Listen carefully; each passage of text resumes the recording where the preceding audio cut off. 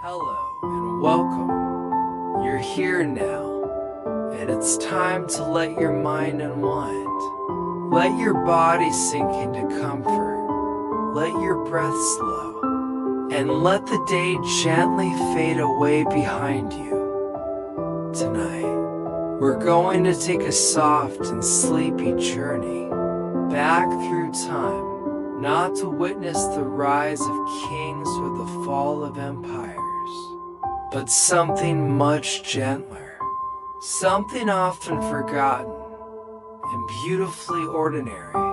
Tonight's story is about sleep itself, more specifically about napping in the past, those quiet, stolen moments of rest in ancient afternoons, peaceful slumbers in sun-drenched courtyards, midday dozing in medieval fields, and twilight dreams in clay homes. So let your eyes grow heavier with each word, and allow history to lull you into dreams, as we explore the history of sleep, napping in the past, naps before time long. Before we built cities, before clocks ticked and schedules told us when to rise and sleep, we were dreamers under the sky.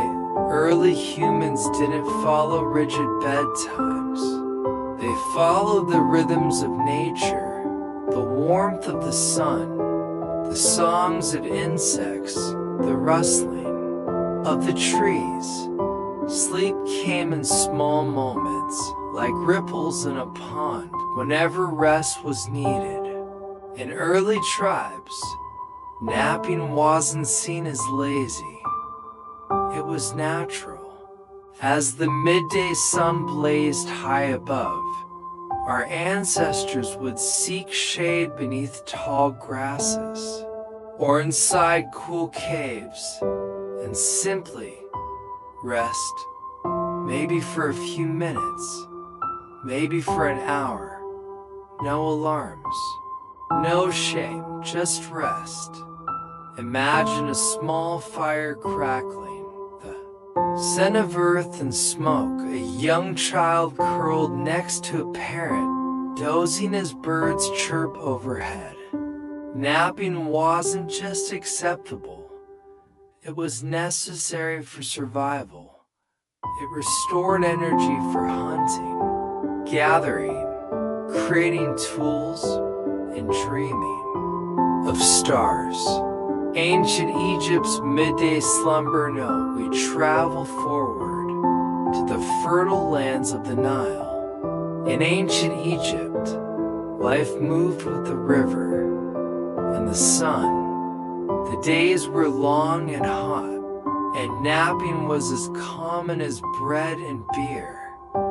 Workers who toiled under the sun often took midday breaks, not just for food, but to rest in the shade of palm trees, or in the cool corridors of mud brick homes.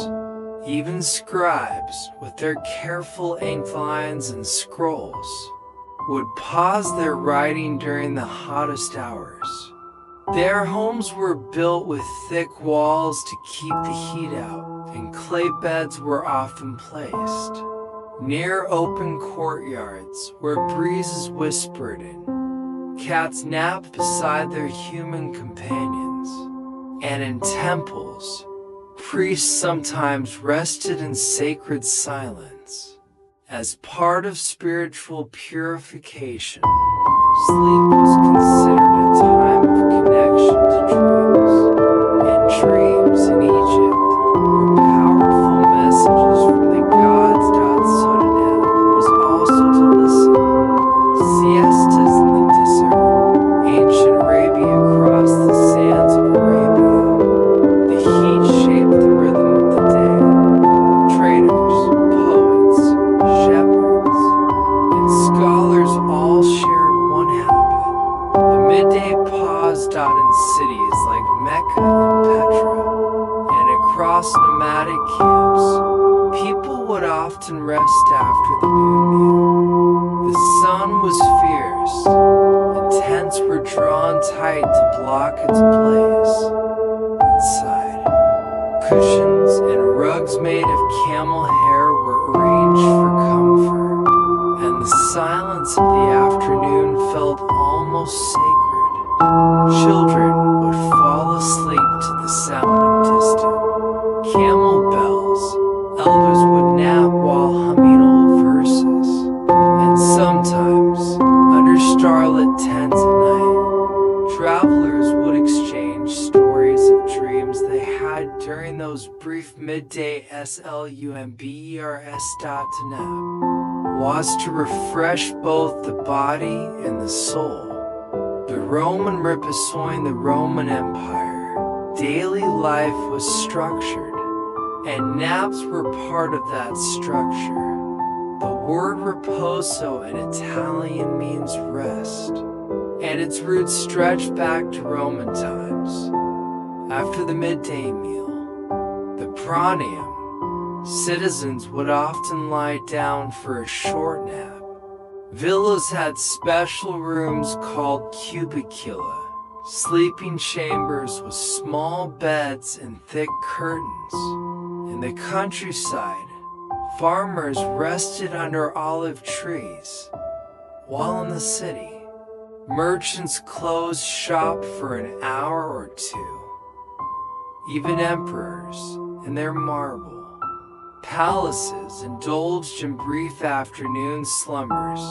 Seneca, the Roman philosopher, wrote that true wisdom required a quiet mind, and rest was the gateway to reflection. To sleep in the afternoon was to live in balance. Medieval slumber and the two sleeps. As we wander into medieval Europe, we find a curious sleep pattern that might feel unusual to us now. People often spoke of first sleep and second sleep. They would go to bed shortly after nightfall, sleep for a few hours, and then awake in the quiet dark. During this twilight time, they might pray, write in a journal, talk softly with loved ones, or simply lie still. Then, after an hour or two, they would drift into their second sleep until morning. But naps also had their place in the daylight hours. In monasteries, the hora sexta, the sixth hour after dawn, was marked for quietude. Monks would retire to their cells, not just for prayer, but for short, restorative naps. Farmers resting from the fields might lay back in haylofts, listening to the soft rustle of animals below. And in castles, the nobility took pleasure in afternoon repose. Thick tapestries drawn to soften the sun, feather beds gently rising and falling with breath. It was not laziness, it was simply life, lived in rhythm with the world. Monastic rest and sacred silence. Monasteries in the Middle Ages followed strict schedules, called history, but even these holy routines allowed time for rest. Benedictine monks, in particular, followed a rule of balance: labor, prayer, study, and, yes, rest. During none, the ninth hour, around 3 p.m., some monks took time to recline, especially in warmer climates. Their cots were simple, straw-filled pallets beneath narrow windows. The air was cool and still, and silence, always present, wrapped around them like a second blanket. Sleep in monastic life wasn't just for the body, it was for the soul. A way to restore clarity, patience, and gentleness. One might imagine a monk's soft breathing echoing faintly in the stone corridors, as birdsong drifts in through the window. Napping in ancient China, rest was deeply respected, especially among scholars and elders. The siesta concept existed in various dynasties. During the Tang and Song periods, it was common for poets, calligraphers, and courtiers to nap after midday tea. Gardens were designed not just for walking, but for resting. Bamboo screens filtered light. Koi swam slowly in jade-colored ponds, and benches made of stone or wood offered a quiet place to recline. In Confucian thought, balance was essential. Rest balanced work, dreams balanced reality. Children napped after their morning lessons. Emperors napped in hidden chambers away from the court, and common folk, under woven hats, slept beside fields of rice. Sleep in China was part of the art of life. The Japanese way, an imuri, and seasonal rest in Japan, the idea of sleep was, and still is, unique. One tradition is called an imuri, sleeping while present. It means taking short naps in public or at work, not as a sign of laziness, but of dedication. To nap is not to abandon duty, but to show you are immersed in effort. But long ago, in Edo-era Japan, people also embraced afternoon rest at home. Tatami, mats, rice paper walls, and the gentle hum of summer insects created the perfect setting. A bamboo fan turning slowly, the scent of incense, and time itself seemed to pause. Seasonal changes influenced rest, too. In summer, people napped in shaded porches. In winter, they curled beside kotatsu tables with warm blankets. To sleep was to honor the moment. Napping in indigenous cultures. Many indigenous communities across the world, from the Americas to Oceania, rest was never divorced from nature. In Indian villages, midday naps were common between farming tasks.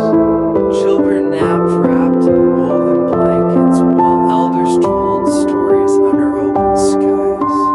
In the Pacific Islands, people slept in open huts with palm roofs, listening to the ocean's lullaby. Sleep was not scheduled, it was shared. Among the Aboriginal Australians, rest was part of dream time, a sacred space of memory, spirit, and deep inner vision.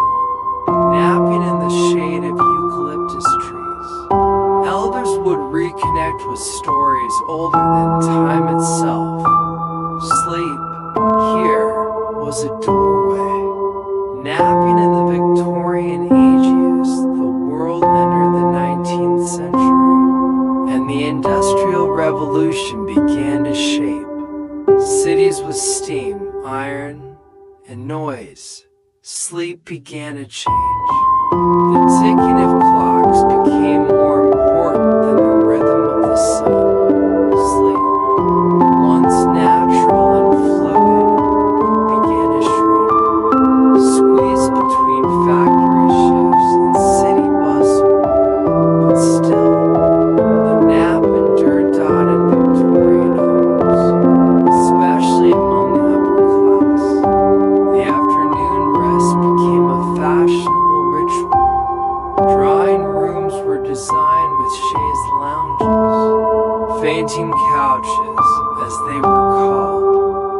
women to rest their eyes during the long afternoon hours. Tea was served, curtains drawn, and the world slowed, if only for a moment. Children still napped after lessons, especially in nurseries where sunlight filtered through lace curtains, and the scent of lavender lingered in the air. Even Charles Dickens, the beloved author, was said to take long walks followed by short naps, believing dreams sparked creativity in the heart of a rapidly spinning world. The nap was a quiet rebellion. The nap in rural life while cities moved faster. Rural life remained gently tied to older rhythms. Farmers, shepherds, and weavers still paused in the heat of the day. After early morning chores, milking cows, feeding chickens, gathering herbs, there was often time for rest before the suns peeked out in small cottages. Naps were taken on benches beside the hearth. A cat might curl up near the fire. A baby might sleep in a hand-carved cradle. The quiet hum of bees outside the window marked the hour. Even today, in some rural places, this habit of resting in the middle of the day continues, not out of laziness, but because the earth still speaks slowly there, and people, listening closely, no modern echoes of ancient rest now. We return to the present, but we bring with us all those echoes of sleep from the past. Though our world is filled with noise, screens, and schedules, there are still moments, quiet, golden moments where the nap survives. In a corner office chair, or on a train seat by the window, on a soft couch in the afternoon light, people still close their eyes, perhaps without knowing it. They follow in the footsteps of pharaohs, monks, farmers, poets, mothers, and dreamers, all who paused, breathed slowly, and slipped, even briefly, into that gentle place between waking and dreaming. Sleep is not just for the night. It lives in the in-between, the hush after lunch, the warmth of a late sun, the space where nothing is urgent. And in those sleepy spaces, we connect to something very old, very soft, and very human. And it's time to close their eyes. And now, dear listener, as we come to the end of our journey, let us lie down beside the people of the past. Let us rest beside the Roman scribe beneath his vine-covered portico, beside the shepherd girl dozing in the Andalusian hills, beside the scholar sleeping in his bamboo garden, beside the child in a medieval nursery, and the grandmother in her rocking chair by the fire. They are all sleeping still, and so, can you? Let the echoes of their breaths lull you. Let the warmth of time blanket you.